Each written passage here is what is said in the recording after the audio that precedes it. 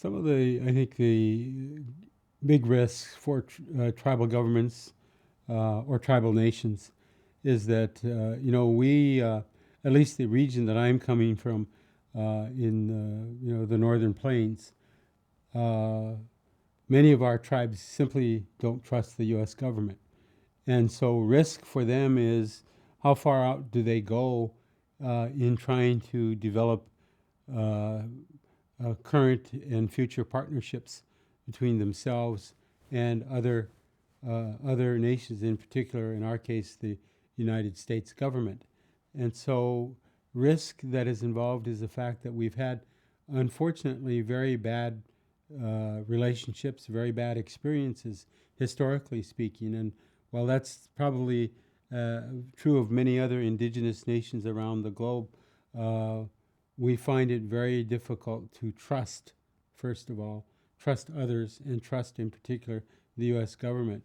I give you an example of that with the Standing Rock Sioux tribe, which is my own tribe, made up of 7 of the different tribal nations or Sioux or Lakota nations that were based in that whole region and who were settled by the U.S. government after Army conquest in what is now called the Standing Rock Sioux tribal area, and we're in 2 different states.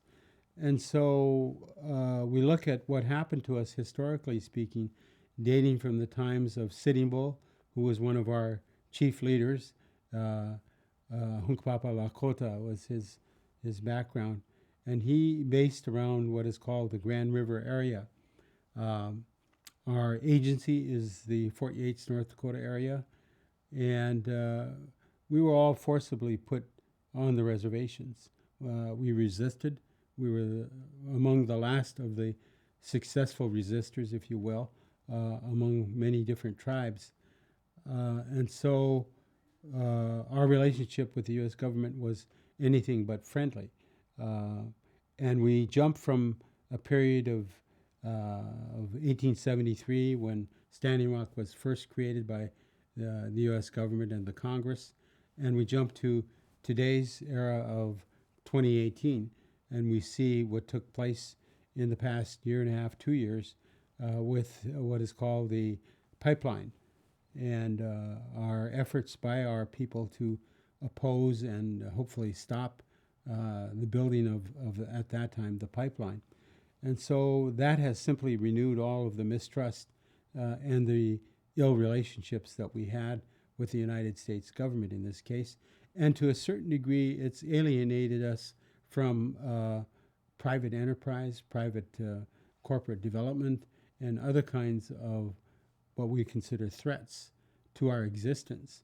And you talk to some of our people, whether they're young or old, they view what is happening with the pipeline as something that threatens our existence, that threatens our livelihood, and threatens where we're going to be in the next future generations for the next 10 to 40 or 50 years out, as long as we're dependent on petroleum, on oil kinds of products, as well as other things, and the endangerment to the environment. And that's the big cry that came up from many of our people. And that was a grassroots movement. That wasn't something done by just our political people, just our politicians. It was from our own people themselves, from their heart, let's put it that way. And whether one agrees with them or not, that is the way that our people see it and saw it and see it today, both in our past elected leadership and most recently our newly elected chairman and almost a wholly newly elected tribal council. But what they're faced with is, how do we build what we have?